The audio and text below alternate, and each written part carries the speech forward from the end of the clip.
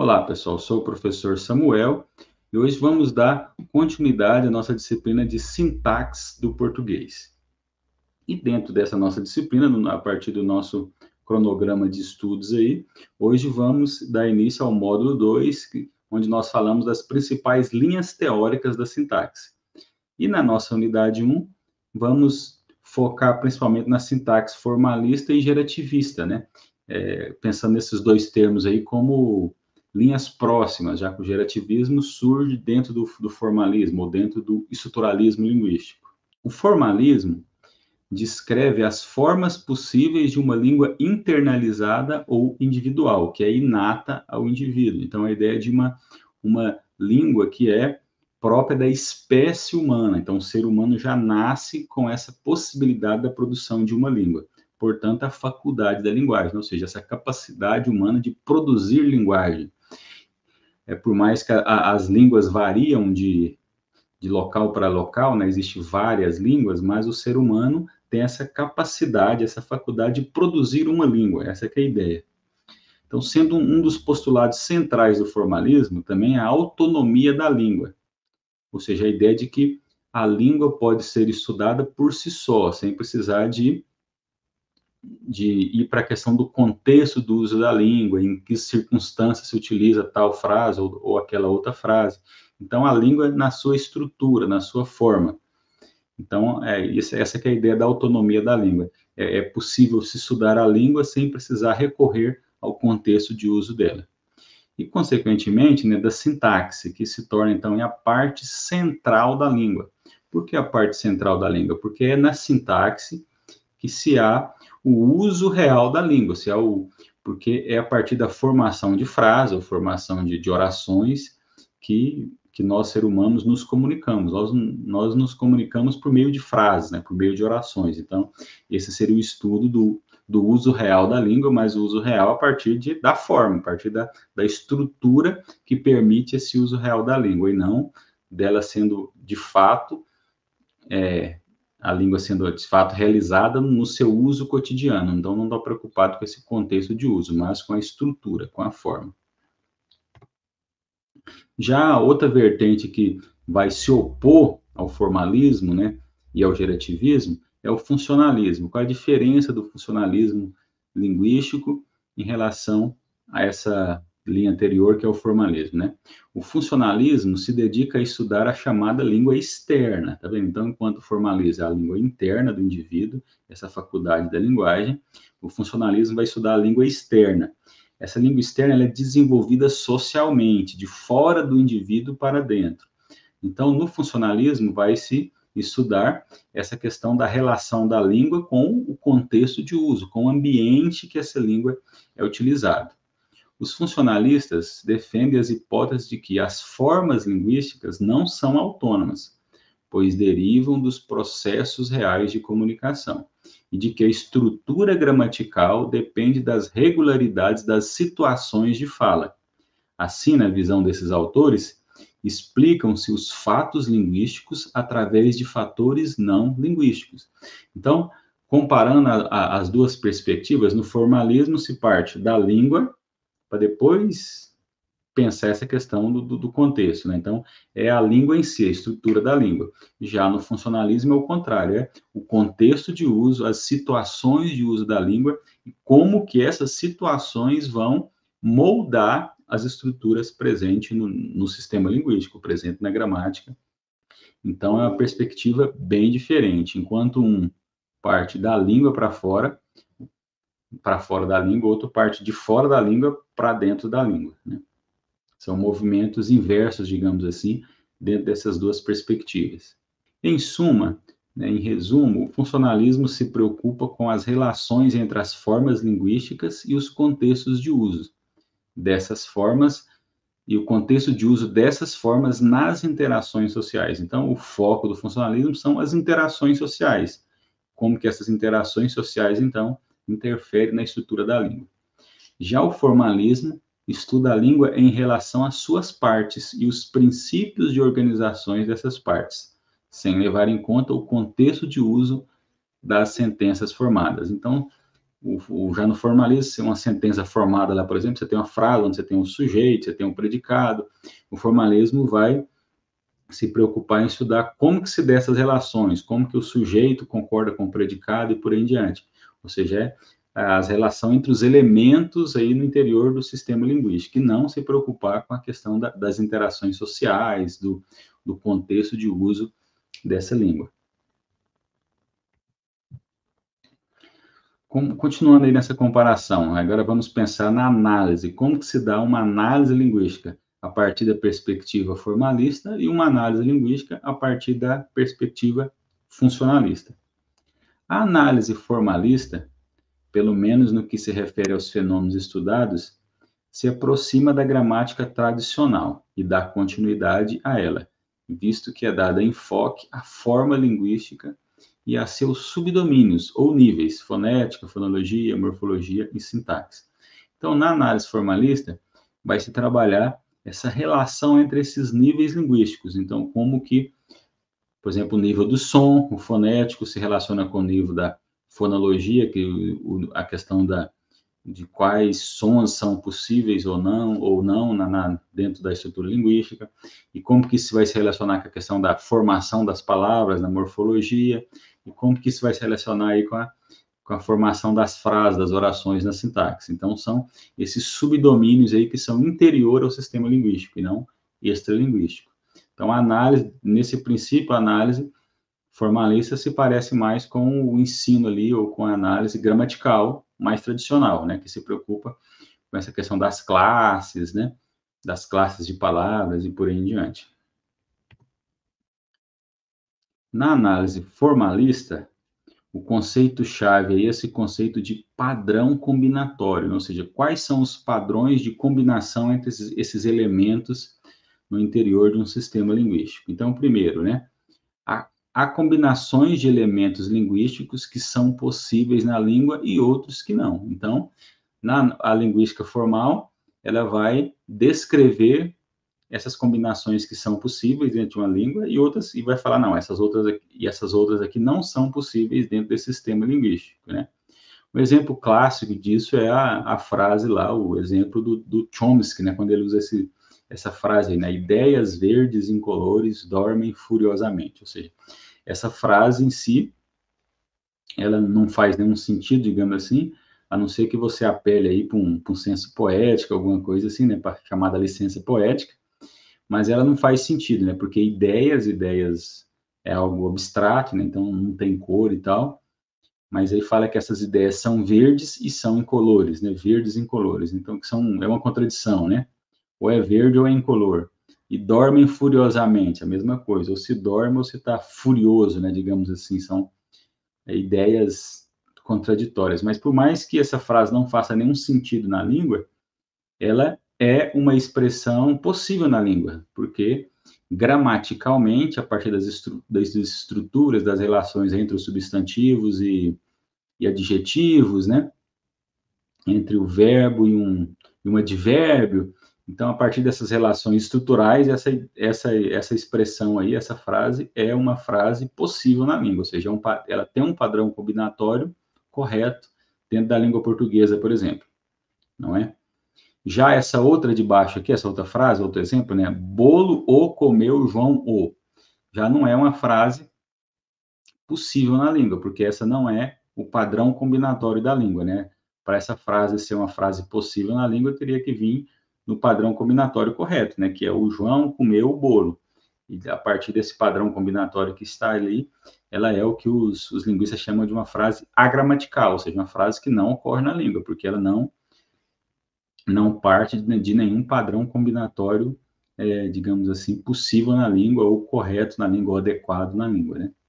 Outro ponto aí sobre essa questão da análise formalista, né, e dos padrões combinatórios. Pode-se fazer uma descrição econômica do que é ou não possível, tomando-se como base não as próprias unidades linguísticas, mas suas classes, né? Então, a partir das classes que eu defino no andar da língua, eu posso, digamos assim, fazer uma lista de possibilidades possíveis de construção dentro daquela língua, não é? Então, por exemplo, na frase lá, o que eu pus acima, João comeu o bolo. Então, eu posso partir dessa mesma frase e, vendo quais são as classes de cada um desses elementos aí, preencher por outros elementos da mesma classe. E aí eu consigo descrever todas as possibilidades de construção de sentenças possíveis dentro de uma dada língua. Por isso, o conceito de classe é importante para essa análise formalista. Então, o terceiro ponto, e aí vai ficar mais claro com os exemplos, né? Aí, na mesma posição ocupada por uma determinada unidade na construção, poderiam aparecer outras unidades da mesma classe. E assim é possível, então, né, ver quais as combinações possíveis numa língua. Então, o meu exemplo aí é essa frase que eu utilizei aí no slide anterior, mas que está aqui novamente, né? Exemplo, João comeu o bolo. Então, nessa frase eu tenho João aí, que funciona como sujeito da frase, e é um substantivo, depois temos um verbo, o verbo comer, né, que está aí concordando com João aí na primeira pessoa, comeu, e eu tenho depois o predicado, né, o objeto desse verbo aí, o objeto do sujeito aí, melhor dizendo, né, que é o bolo. Então, João comeu o quê? Comeu o bolo. Mas eu posso, tem várias outras possibilidades de sentenças com essa mesma estrutura, né, porque eu posso trocar aí novamente o sujeito, João, por Maria, e manter os outros. Então, João comeu o bolo, Maria comeu o bolo. Ou eu posso também trocar o segundo elemento, aí, a segunda unidade da frase, que é o verbo, né? Então, em vez de João comer o bolo, eu tenho João despedaçou o bolo. Então, uma outra possibilidade. Ou eu posso trocar o último elemento, que é o bolo, né? Então, João comeu o salgado. E eu ainda posso trocar esse artigo, né, de o bolo aí, para um artigo no feminino, aí eu vou ter que mudar o outro elemento também, né? Então, João comeu a torta. Então, várias outras possibilidades de produção de sentenças na língua a partir dessa ideia de classe. Então, eu vou substituindo um elemento por outro elemento da mesma classe. E assim, eu tenho uma possibilidade, digamos assim, quase infinita de criar sentenças em uma dada língua. Um exemplo dessa ideia da análise formalista, né? O Perini tem a gramática, em sua gramática descritiva do português, ele dá a segunda definição de sujeito. Aí, ó. Sujeito é o termo da oração que está em relação de concordância com o núcleo do predicado. E ele observa, então ele fala, e ele observa que está usando uma definição formal. Ele fala, e essa é uma definição formal de sujeito. Por que é uma definição formal de sujeito, né? Porque ele está definindo aí sujeito apenas em relação à função que esse sujeito ocupa na frase, né? Então, ó, sujeito é o termo da oração que está em relação de concordância com o núcleo do predicado. Então, por exemplo, João comeu o bolo, o núcleo do predicado, né? O predicado é comeu o bolo, o núcleo é o verbo, né? Comeu. Então, João, sujeito, é o elemento aí nessa frase que está em concordância com o núcleo do predicado, que está em concordância com o verbo comer, que está na primeira pessoa, né, do singular, comeu, então o sujeito é alguém ali da primeira pessoa do singular também, né? Então, João comeu o bolo. Tá vendo? Então, essa é uma definição completamente formal, que não tem a ver, quem que pode exercer ação ou não,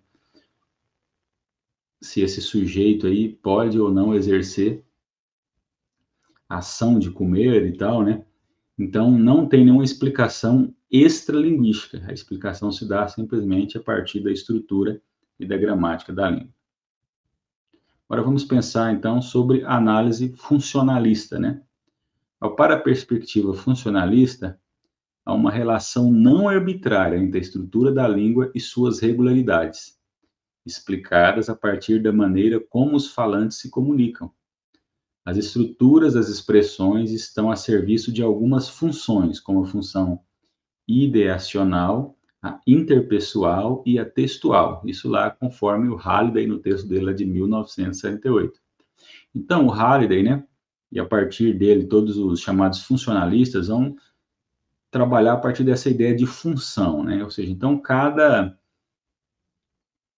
unidade ali no interior da sentença, ela cumpre uma função. E essa função ali, ela é, digamos assim, determinada por alguma questão que é externa à língua, né? Por alguma questão que é explicada a partir do uso dessa língua de forma regular nos seus contextos de uso. Então, isso que é a ideia de função e por isso que essa perspectiva tem esse nome de funcionalista, né, por causa desse conceito de função. Então, o Halliday vai falar de 3 funções, que seria essa função ideacional, a função interpessoal e a função textual. Então, vamos falar um pouco de cada uma dessas funções aí, né? Ó, essas funções diz respeito ao modo e organização do discurso em determinado contexto discursivo. Essa é a função textual. A função textual, então, vai organizar, mandar um dado discurso, né, a partir desse contexto discursivo. Então, por exemplo, relacionado, por exemplo, à questão do gênero discursivo, por exemplo, aos tipos textuais. Então, tudo isso relacionado a essa ideia de um dado contexto discursivo, ou seja, onde aquela fala minha, ou onde aquele texto meu vai circular, qual que é o público, qual que é os destinatários desse discurso meu. Então, a partir disso, eu organizo esse meu discurso em um tipo ou outro de texto, por exemplo. Essa que é a ideia da função textual. O outro tipo de função é o que ele chama de função ideacional, ou seja, é o modo como o falante organiza a experiência sobre o mundo. Ou seja, a função ideacional tem a ver com o nosso conhecimento de mundo, né? O que é relevante ou não a partir desse contexto de mundo e por aí em diante, né? Nós temos aquele clássico exemplo lá, por exemplo, de que numa determinada região, lá da Antártida, por exemplo, os esquimós, por exemplo, eles tinham lá várias palavras diferentes para neve, por exemplo, né? Então, por quê? Porque no mundo deles a neve era algo muito importante ali, então eles tinham que codificar esse mundo à sua volta a partir de linguagem, para eles poderem reconhecer os vários tipos de neve diferentes, né? Então, teriam ali vários nomes para neve. Já no nosso contexto, que praticamente não temos neve, neve é só um termo só, um termo bem geral, né? Bem generalizante, que é o termo neve. E por aí em diante, né? Essa ideia de ideacional é isso, como que nós organizamos o mundo à nossa volta a partir dos nomes, a partir da linguagem que nós utilizamos. E outra função é aí o modo como que se dá a interação entre falante e ouvinte, né, e outros fatores aí da situação de interação. Então, essa seria a função interpessoal, que tem justamente a ver com esses fatores aí da interação, como que interagimos um com o outro, né? Então, como que nós identificamos aí, por exemplo, um determinado discurso, né, alguns elementos aí de chamamento, como que de interação, como que no texto ali o autor tenta interagir com o seu público, com o seu ouvinte, com o seu leitor e por aí em diante. Então, esses são fatores de interação, como, por exemplo, o uso das anáforas, né? Por que eu estou escrevendo determinada frase ali, eu falo, o João comeu bolo, eu vou continuar a frase, eu falo, ele também comeu os docinhos, por exemplo, uma coisa assim. Então, esse ele retoma o elemento que foi dito anteriormente. Então, ele retoma o elemento João. Para quê? Para que o meu ouvinte ou para que o meu leitor continue, digamos assim, mantendo a lógica de quem que eu estou falando. Então, isso faz parte dessa função interpessoal, ou seja, da minha relação, da minha interação com o meu público, com o meu ouvinte ou com o meu leitor. Outros aspectos caros, né, e para análise funcionalista, dizem respeito aos interesses relativos ao fenômeno da gramaticalização. Esse é um tipo de estudo bastante recorrente, digamos assim, entre os linguistas funcionalistas, né, essa ideia da gramaticalização. Qual que é o conceito de gramaticalização? Processo segundo o qual algumas formas linguísticas assumem, em decorrência do uso, funções mais gramaticais. Tais funções são decorrentes do uso em condições específicas ou de relações metafóricas ou metonímicas. Então, vou dar um exemplo para vocês entenderem essa ideia da gramaticalização. Então, existem estudos diferentes de gramaticalização, né? Então, por exemplo, existem alguns estudos, mas a gente chama de estudos diacrônicos, ou seja, no decorrer do tempo. Então, por exemplo, vai estudar como que uma determinada palavra, um determinado substantivo lá no latim, Aí depois, como que ele vai evoluir, por exemplo, para que hoje no português ele não seja mais um substantivo, ele seja um advérbio, por exemplo, né? Ou seja, então ele saiu de um contexto de uso em que ele tinha uma carga semântica mais forte, ou seja, uma carga de sentido mais forte, e passou para um outro contexto onde ele vai ter uma função mais gramatical. Essa é a ideia de gramaticalização, né? Então, existe esse tipo de estudo, mas eu quero dar um exemplo aqui mais do nosso dia a dia, para vocês entenderem melhor essa questão. Por exemplo, essa frase aí, ó. No caso de assassinos que cometeram 5, 10 crimes e saem e cometem o mesmo crime. Então, por exemplo, imagine essa frase no contexto de alguém que está defendendo aí a pena de morte, por exemplo, alguma coisa assim.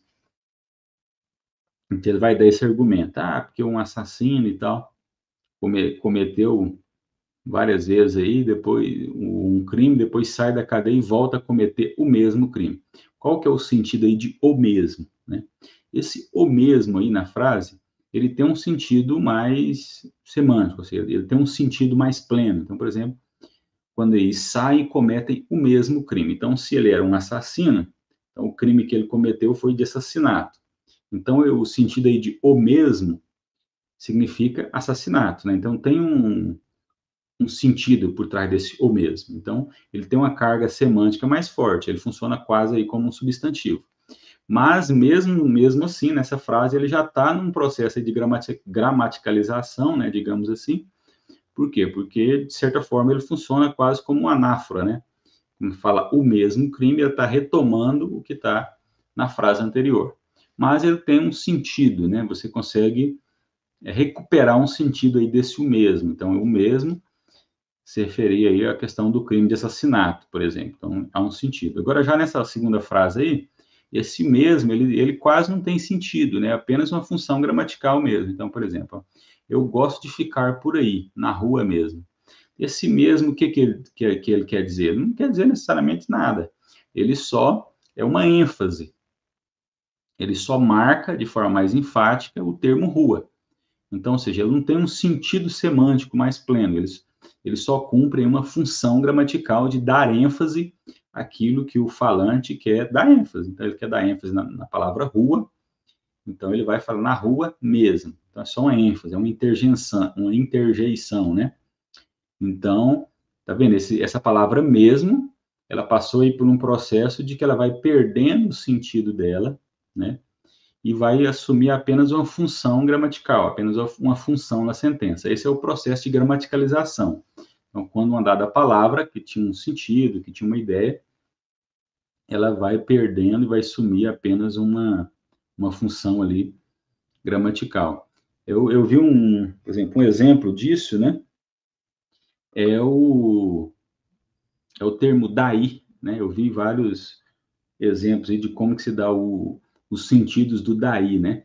O daí, num primeiro momento, ele tem um sentido de onde a pessoa vem, né? Então, daí você veio de São Paulo? Tá? Então, uma frase assim, por exemplo. Então, é de onde essa pessoa vem, seria o mesmo que dizer, você vem da cidade de São Paulo? Né? Então, tem esse sentido de vem, ou lugar de onde vem, esse daí.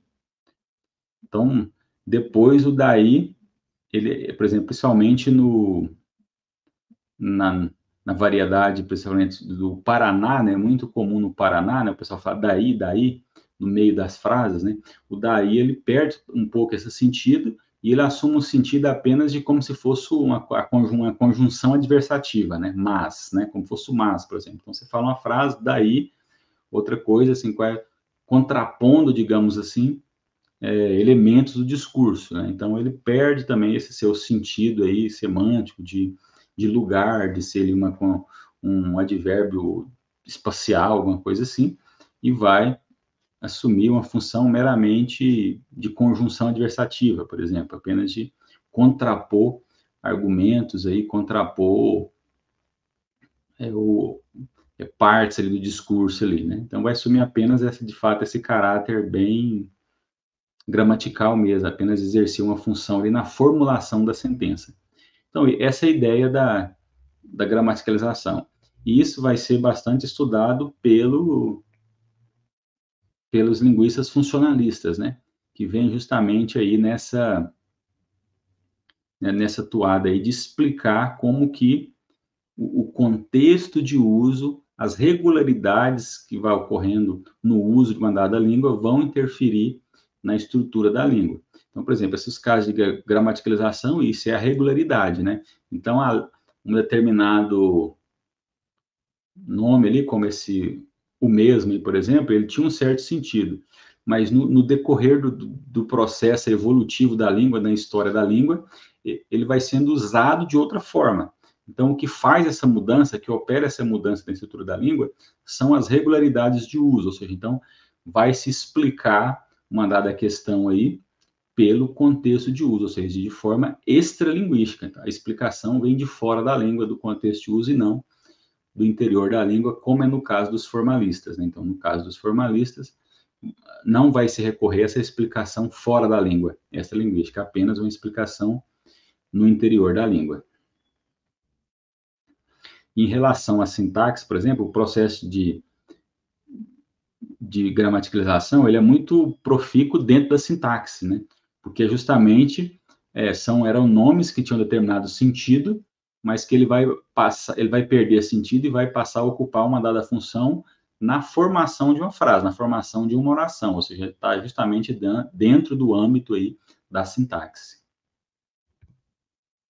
Considerações finais, né? Esses dois autores aí, o Pesat e o Dillinger, eles salientam, né, que essas duas linhas teóricas, por mais que há, digamos assim, algumas disputas aí entre os teóricos, um defende uma linha, outros defendem outras, né, mas é fundamental nós pensarmos aí que na verdade, essas duas são teorias complementares, né, e que a soma de teorias ou pontos de vista em relação a um dado objeto, né, quando você soma esses pontos de vista complementares, só faz com que você entenda mais esse objeto.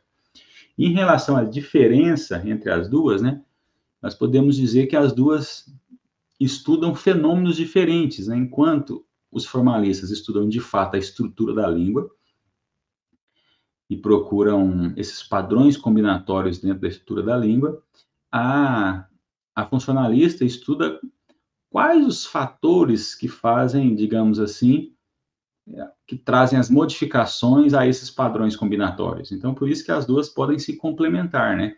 E a partir do momento que você não tem essa visão estanque, separatista entre essas linhas teóricas, você pode entender melhor o fenômeno da linguagem, né? Então, que não seriam, digamos assim, linhas que se anulam, mas, na verdade, linhas que se complementam. Em relação às nossas referências, né? Então, temos esse texto aí do Paulo Henrique Castro, Formalismo e Funcionalismo, né? Dillinger, Forma e Função da Linguística, o Mário Perini, A Gramática Descritiva do Português, assim como o Pesat, né? A Pesat, o Funcionalismo e Linguística, e também a Leilane Ramos da Silva, sobre as correntes linguísticas, aí, notas sobre o formalismo e o funcionalismo. Então, vocês quiserem aprofundar mais no assunto, tem esses textos aí, vão ajudar bastante vocês. Então, é isso, pessoal. Então, foi isso nossa aula de hoje, né? E espero vocês nas nossas próximas aulas.